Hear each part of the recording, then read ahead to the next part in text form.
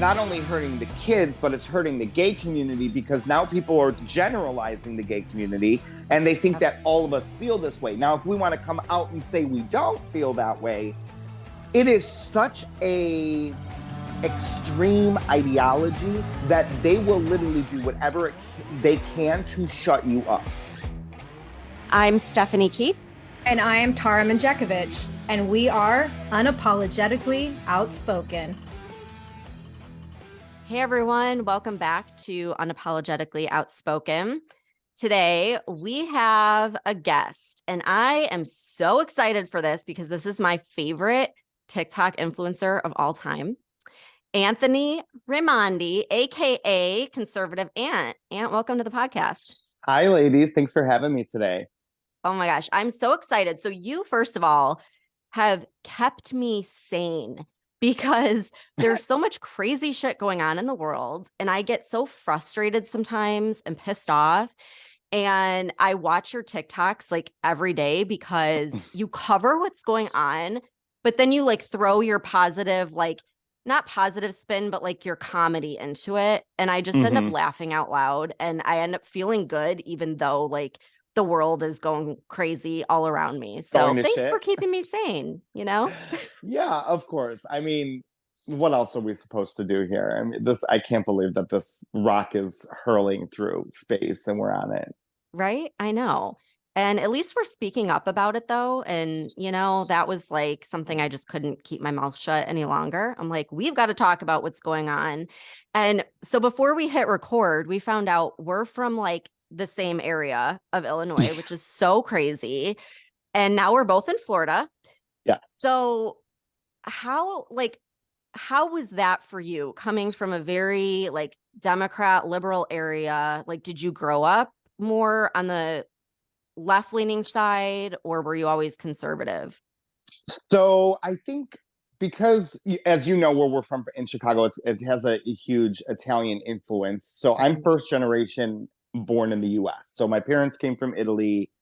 And I don't think we were really political. I think they just, raised us to respect people, respect your elders, go to work, pay your bills, like keep a low profile.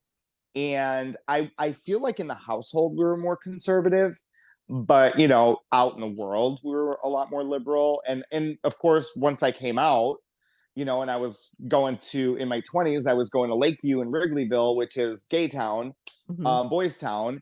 I just voted liberal when I started voting, and I voted for Obama twice. Because of course I was like ready for, a black president and change, and but that's not what we got. And I woke up during Trump's run, and my partner and I both woke up at the same time. It was like our great awakening. Because that would be hard, being in the same house as someone that's like on the opposite I don't end. think I would be able to do it, honestly. I don't either. I hate that I have to say that, but like it's even hard to have friends right now in a group that's leaning different ways. It's hard to sit at tables with family members that are, especially if they're like stark conservatives or stark liberals. Right. It's like we're so dead set on, like, you can't change my mind. That's like my mom and her husband. My mom is very conservative and her husband is a like hardcore liberal. And the last 2 years have put such a strain on their marriage because they can't really talk about anything because their views are so different. Yeah. And, so to kind of go off of like the content that I started posting during COVID, which is what I, catapulted, I guess, my TikTok or my social media career. I've always been a pretty blunt and unfiltered person in real life. Like, I've been calling out the gay community for probably 20 years, ever since I got into the gay community. Like, I was always like, girl, what the fuck did you just say? And I was always speaking out against mental health in the gay community. I always was a huge advocate for like that's fine. Do you, you know, get a sex change, but like you need to see somebody before and after surgery. If there's a suicidal problem that goes on in those men and women that nobody else can take care of besides themselves and a doctor. So I've always been outspoken about it, but I've always been a ball buster. So I'm the guy that's in public that will call out a stranger. And this isn't just COVID days. This isn't just nowadays. This is always like my partner that I've been with for 13 years, Jimmy. He literally has to coach, always has to coach me before I go into the DMV or JC Penney's and return something, or like anywhere. He's like, just don't freak out. I'm like, well, we're gonna be fine as long as she doesn't give me an attitude. He's like, well, it's the DMV, so she's gonna give you an attitude. Then I'm gonna break her face. So like that's always been me, and I just added it to the political side of me, and both worlds collided, and here we are. Could that be your Italian Chicago roots? I don't know. Maybe that's coming out. It's 100%. Yeah, 100%. I also believe that I was probably a black girl in a previous life, because like if somebody, like I'm always the one that's like, I wish a bitch would. Like I wish she would say something to me. And I love getting into arguments with females, and that's when I use my gay card. And I'm like, I can fight you. I'm gay. Oh my God. I And saw one argument on your TikTok and it looked like Florida because there were palm trees. And this lady was like screaming at you about, I think it was about transgender or something. And then you were like, well, you fucking hate gays or something like that. And it was like screaming. I was like, oh my gosh, go Aunt. it was, you know, I could have probably, like, the Chicago in me wanted to rip her throat out. And then like I knew that I had media around me, so I'm like, we need to look good in this situation. And like that's how I lead my life now in the last, you know, several years, ever since the height of COVID and the height of our political atmosphere. But like, trust me, the ghetto aunt wanted to come out and just be like, girl, what did you say? And she was yelling at me. She was yelling me down because she didn't want to hear what I had to say, and she was accusing me of being a fascist, which the pure definition of fascism is exactly what she was doing to me. Yep. She was shutting down my speech, and all I can remember out of that was, and again, they, you know, like the Miami Herald and the Centennial, they pegged me as an anti-gay fascist Proud Boy. Oh my God. What are No you surprise talking? there. I mean, that's like their, you know, they just run It's to their that. MO. It's hurling Yeah. insults. And what's a shame is like the real racists and the real bigots and the real Right. like when you called people that nowadays, it's so diluted. They're like, bitch, bye. Yep. And all I can remember in that was I spotted a trans woman, like, and she was probably in her 20s, and like her mascara was spreading, and like she looked like she was crying, and she was really pretty. And this lady is yelling at me. And all I kept saying was, but look at, I want to talk to her. Like she doesn't have a voice. I Mhm. want to have a conversation with this beautiful trans woman that clearly doesn't understand why there's parents standing on the other side of the street. And I want to Right. explain to her why we're here, because they're on the other side of the street with their gay children, but they just don't want their gay children to be taught sex in schools. Like that's it. Like Yep. it has nothing to do about anti-gay, anti-trans, homophobic, transphobic. Like it's literally, it's cut and dry, just that. It's, we don't want you talking to kids about sex. We don't want you to perform in a lewd fashion in front of children. Right. And we don't want you to subject them to castrating young boys at the age of 8 and giving them puberty blockers, which in turn affects their life forever, in the sense of it can shorten your life expectancy, it can give you liver failure, it can give you kidney disease, it can give you all these other things that doctors just aren't telling people right now. No, it's crazy. They're never like talking about the risks associated with it. But so I want to ask you, because I saw this Jordan Peterson video where he was talking about all of these young boys that are transitioning. And he said 90% of them, when they're older, like they're going to figure out like they were gay, or maybe they know already, but why isn't the gay community like protesting against that? Like the people they're mutilating are gay children. And instead of just like accepting them as that, it's like, oh, well, you must be in the wrong body. And kind of like, I feel like they are putting all this on a child that's, probably doesn't actually want to transition and may have regrets later on in life. So like, what do you think when you see a young child that like is being pushed to transition? You think that is hurting the gay community more so than anything? Both. I think it's so we have it personally happening right now in our family. We have a lesbian couple that has two biological boys that are about anywhere from the age of, I think, 6 and 10. And they are literally dressing the boys up as girls. And to me, in my mind, I'm like, statistically, it's impossible that you had two boys and both of them are gay and want to be trans. Statistically, that's number one. Number two, I was a little boy one time and I liked to play with Barbies. And my mom caught me jumping on the bed in her nightgown. And I used to go over to my cousin Angela's house, and she dressed me up like a princess. But guess what? My parents took it just that at face value. He's a kid.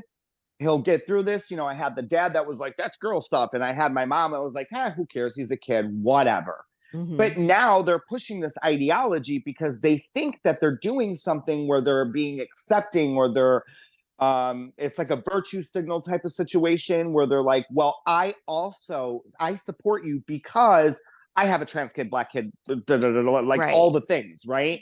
And so it's not only hurting the kids, but it's hurting the gay community, because now people are generalizing the gay community and they think that all of us feel this way. Now, if we want to come out and say we don't feel that way, it is such a extreme ideology that they will literally do whatever they can to shut you up.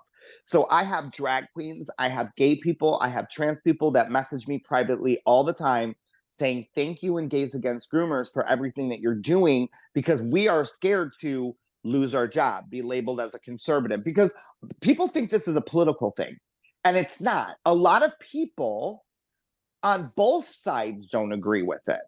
And if a liberal person is reaching out to me, conservative aunt, and saying, thank you for what you're doing, I don't agree with you politically, but I am scared to say what you're saying about this issue, that's a problem. Yeah. And that's what I don't get, because it really shouldn't be political. Like, this is about right and wrong, and some of the shit that we're seeing, it's clearly wrong.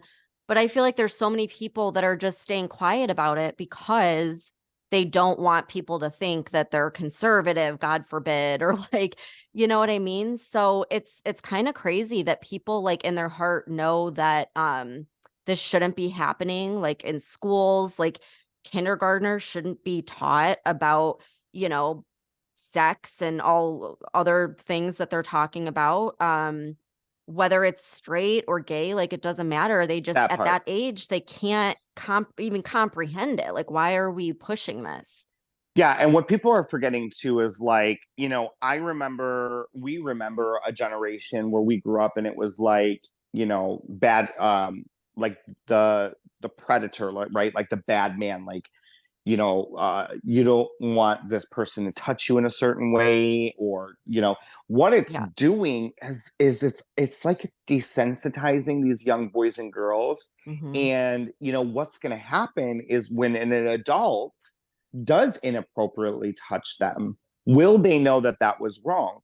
Probably not, because they read in their school in K-5 or K-4 that there was a book that was teaching them how to give oral sex. So there's no age specification within that book. So now this boy or girl is going to get molested or going to get sexual assaulted as a young child, and they're just not going to connect the two as it being bad. Whereas when we were kids, if an adult talked to us inappropriately and we felt uncomfortable, our parents would have probably murdered them. I mean, well, on top of that, when we were kids, we didn't have teachers telling us, don't tell your parents what you're learning in school. Don't tell your parents what we're teaching you. Like, we didn't have that shit. No, and that's what the parental bill is all about. Like the parental bill, the don't say gay bill, bum bum bum, that's not what it was. And I get this stuff sent to me and I sit on it for a couple days because I research and people are like, where's the video on this? I'm like, relax 1 minute. Like you can't just boom, video. Like we don't know what's going on. So like the same with the books and the parental bill. When the parental bill came out, I'm like, there's really a bill being passed in Florida called Don't Say Gay. And so I read it. It's 7 pages. Anybody can read the parental bill. It's not that hard. But what the government does is when they put out bills, they make it really hard for the American people to understand. And then they kind of get frustrated and it just drowns out. But I had to read it a few times. And I'm like, wait a minute. This is a bill stating that parents want the right to know what their children are learning from their instructors, whether it's gay, straight. It had no gender or no sexual orientation specifications within the bill whatsoever. It was just a parental bill, getting parents involved with their child, with the student, making sure that they knew what was going on. And with the book thing, I had to see it for myself. Because when people were telling me that they are teaching, there's books in K-4 libraries in schools across the country that are teaching boys how to give oral sex to other boys. I just got the chills because it's so like hard to even say. I read the book. I've seen the book. I've touched it. I've touched the book. It's a tangible item, and it's exactly that. Yeah. And for anybody in the LGBT woke community, not the OG community, the woke community, to tell you that that's not happening, you can tell them that it's 100% happening. If you need to get the book, which I don't want to give the book any money, but as a parent, if you need to get the book just to prove a point to somebody, I would recommend getting the book and showing that person, being like, no, here. They're showing 2 boys giving blowjobs. The young kids. Yeah, I have seen school board meetings, like videos online of kids, young kids, that the Reading it. parents bring them and they read it to the school board and watch all those fuckers like squirm because it's so horrific that a child is learning this in school, in their school library. It's insane. And it's totally like you brought up the Gays Against Grooming, but I have a daughter that's in 8th grade and she brought home this like sheet that you're supposed to talk about with your parents. And it's all about like how to protect kids from grooming and everything it listed out. I'm like, this is literally what like every school across America is doing. It's like if your teacher is helping you keep a secret and they don't want, don't tell your parents about it. And I understand you, your parents don't, and I'm here to support you. That's grooming. And I'm like, but that's literally what they're pushing in all these schools. That's kind of cool, by the way, that your daughter's school gave you guys that, sent that home with them. Yeah, but again, like we're in Pasco County, and I feel like DeSantis doesn't put up with shit here, first of all, in Florida, but also like we're in a pretty conservative county. So not that it's like perfect. I mean, the school board still is, super. Well, I was gonna say, I mean, yes, we're in Florida, but there are school boards in Florida or school districts in Florida that this is happening in. I mean, the books that I saw were from Broward County Schools, Yep. which is Fort Lauderdale, which is a big one. And it's happening in Sarasota County too, in a lot of in the school district up there. But I think that we've come to a time where, because of the internet and because of everything that it's at your fingertips, you can literally, there's no restrictions on. And I think that there should be either a face recognition restriction or a birth date restriction when even looking up pornography, like in your phone, as an adult. Like, I think that you should either have to, I don't know. I mean, I know that it's against everything that we believed in, but like, give them a picture of your ID. Like, if you really want to be on that site and you're an adult, like, snap a picture of your ID then. But, Right. Those are things that, we can talk about and hopefully it'll happen. But I think parents just need to be more involved in who their kids are talking to, what they're doing, what sites they're going on. Because, you have those social media influencers that are like, I want to talk to the kids. And it's like, well, what if my 8-year-old is scrolling and he's like, I'm a kid. And then he just sits there and starts listening to it. Yeah. And you have no idea. Right. And then he signs up for Patreon and he starts going on this guy's Patreon and starts messaging back and forth. Like, it's insanity. Totally insane. So, like in the gay community, you had said there's like the woke gay community, but like, are you accepted like as conservative? Are there people speaking out about the whole like gender affirming surgery being pushed on young kids, or are you kind of like an outlier? Like, what's that all been like? So the woke LGBT community says that they don't claim me or gay conservatives, which is totally fine. I did not know we were claiming people. We did that a long time ago, and that was, over and done with. But this is going back to the gay community that's scared to say something because unfortunately our administration right now is really elevating the voice, the rhetoric of that community. And so anything that goes against the very fiber of that community right now is elevated by our government. And they are doing exactly what they claimed Donald Trump did during January 6th, which is inciting violence. And you have Jean Paul, I can never say her name, Jean Paul Gaultier, whatever the fuck her name is. AJP. Tara, oh my gosh, she does not like her. Fucking Raggedy Ann, whatever the fuck her name is. They have, her saying, we back trans people. When you have trans kids right now that are shooting, and I don't want to like umbrella this because I know it's not only trans kids, but right now we're seeing it just like the Kentucky shooter yesterday had pronouns in his bio, and they found messages that he had said before all this that if you didn't listen to us before, you're going to listen to us now, or something around that caliber. That's like because the last like 5 or 6 shootings have been done by people who were either trans or claiming to have they, them, whatever pronouns. Right, because it's a mental disorder. And if you and I look, it's hard for some people to grasp and fathom, but if you want to change your gender or your identity, that is a mental health concern. It is a mental health issue. You were born either a man or a woman. If you want to mutilate your body, or things are happening inside you that you don't think you're in your right body, that's a mental health issue. Yeah. And so it needs to be taken care of as such. What is so mind-blowing to me, though, is TikTok and Facebook and Instagram can literally snipe one of your posts in a matter of seconds, but they can't see these kids and what they post in enough time to trigger the FBI or the CIA or whatever, or the local police departments to go to their houses. But you could take a meme down and ban me in a matter of 40 minutes, though. Yep. I know. We always laugh because we post something and I'm like, this is going to get banned. I just know it. And like, sure enough, I'm texting her. I'm like, yep, they blocked it. But then meanwhile, there's someone that's like got this whole plan to hurt someone and they never take it down. Yeah, you can have a whole conversation. Listen, if I identify it as a stool today and I said, I'm a bar stool and I'm going to go and I'm going to, I don't know, throw myself at people in a bus station.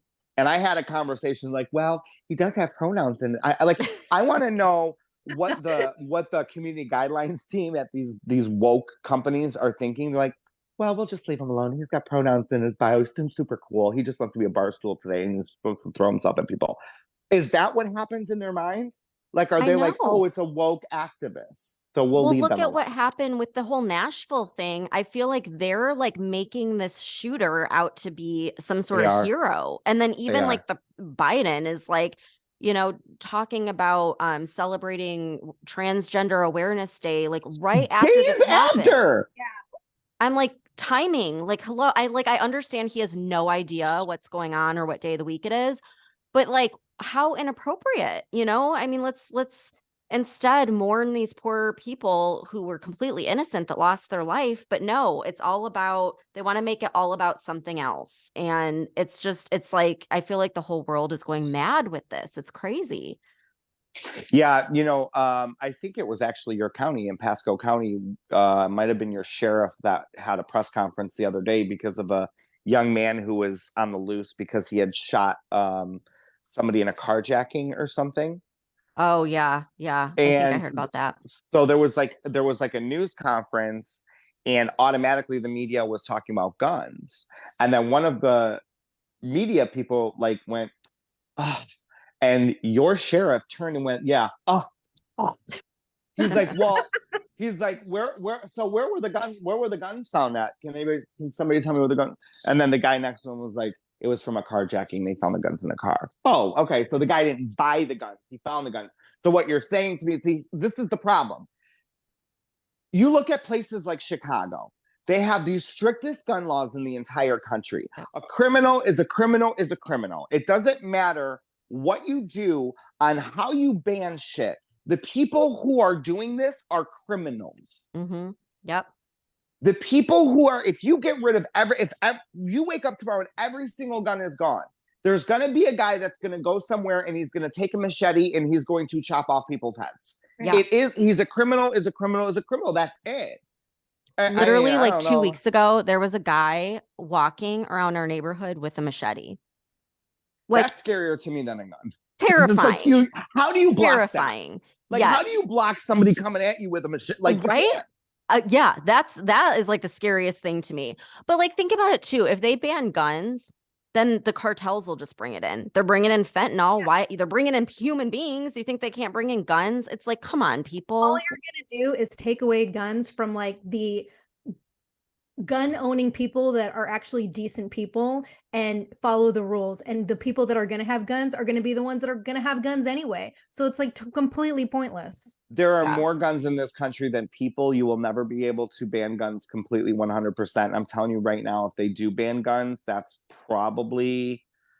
might be the straw that breaks the camel's back, I think. That's the only reason why our government hasn't had a complete like full-on takeover, because we still have guns in this country. So to some extent, they still have to play the game of pretending that we're actually having legitimate politics because people still here have guns.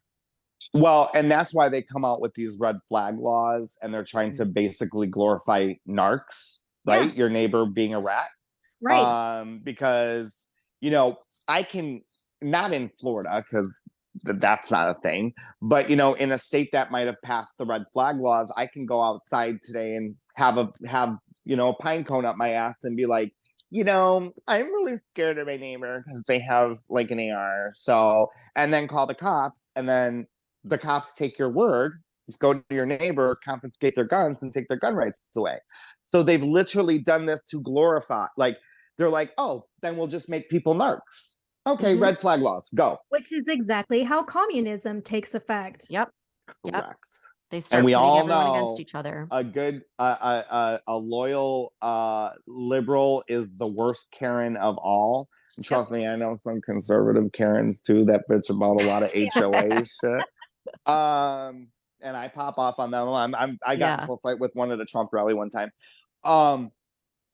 Believe it or not. But yeah, I mean, this is what they're trying to do in this country. And I think that America really, what really frustrates me is that I really want Americans to stop being so lackadaisical and stop being so damn comfortable. Because, people are like, well, then do something. And I'm like, I'm trying. But I'm not going to be the only motherfucker, excuse my language, I'm not going to be the only person standing out front like, or trying to get people. I mean, we've tried to do it before. We tried to do it in Texas. I think it turned out I have 150 people. That's not going to take over. Yeah, 150 people ain't going to make it work. So Americans are very comfortable in their ways. They don't want to lose their car. They don't want to lose their boat. They don't want to lose their bank account. They don't want to lose the shot, so they get the jab. They don't want to, they don't want to lose all the comforts that we have here for first world problems. But that's what's going to happen. Is slowly they know that about us. So they're take. I think the gun thing, Tara, is probably going to be the thing where people are like, nope, fuck around and find out. That'll be the tipping point. And that's what I continue to say is like, that's when we're going to have a civil war, because there's a lot of Americans in this country that are like, fuck no, you're not taking my guns. Oh, tons. Yep. You know, and I really wish the kids were the thing that broke the camel's back. I know, Like, right? damn it. I thought it would have been the kid, and it might still be, because if the trans community, if the woke LGBT community is doing anything for them, it's making it worse. So what is happening is people that once people that didn't mind gay people before really mind them now, and people who were really bigots before are super bigots now, and people who might not have just cared, well, now they are, because they're fucking with their kids. Right. So and I wish I can just like grab all of these woke motherfuckers in a room and be like, you're ruining it for yourselves. Yeah. Right. Well, just like the Trump indictment is only going to help Trump. Like, oh, his poll numbers are up. Yeah. So they're hurting themselves by showing their true colors, which is like hate. There's so much hate, I feel like, that's, pushing a lot of this forth, and they're shooting themselves in the foot big time. I think the difference between the guns and the kids issue is there's a lot of parents that still don't believe that that's happening in their communities. They don't believe that this agenda is being taught in their schools. They have no idea what is actually going on with their kids. So it seems like it's just something that's happening somewhere else, and therefore it's not a big concern to them. Yeah. Yeah, because parents don't want to believe that their children are being harmed. It's a defense mechanism, right?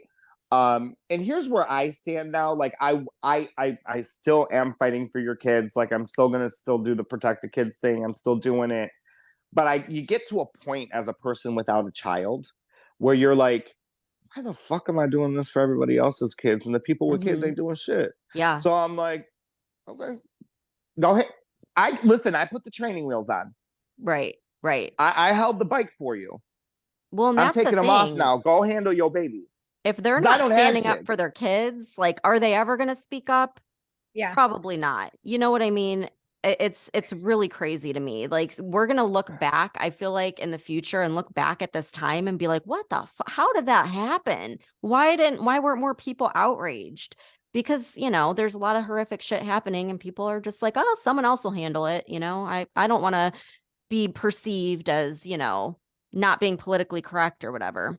But it's like we talk about, it's because people in this country have not gotten uncomfortable enough yet to actually take action.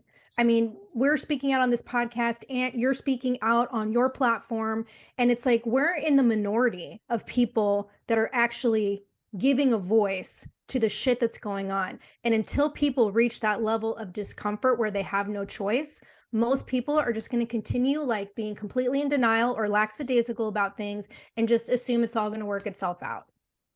Yeah, that's true. All right. So I got to ask you. Yes. Trump or DeSantis? What are you thinking? I'm going for Trump. I want DeSantis to still be a Florida governor. I think he needs to focus on that. I hate the fighting between the two, or the discourse. It just splits our party. But look, I was at Mar-a-Lago. I got the opportunity to be in a room with some amazing people. I got to hug Carrie Lake and have a conversation with her. I got to be within feet of Donald Trump and hear him talk to a room full of gay and lesbian men and women, by the way. Yep. And he was charismatic, and he was real, and he, the media wasn't there, so they didn't get to see it.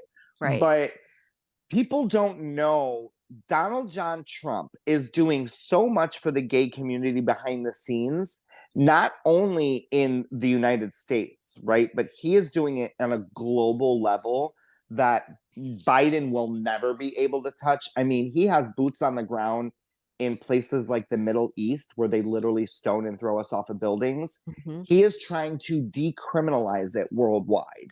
And he has gay journalists in those countries that are trying to work with authorities, and he's donating money, he's helping, he's funding this. And people don't know that.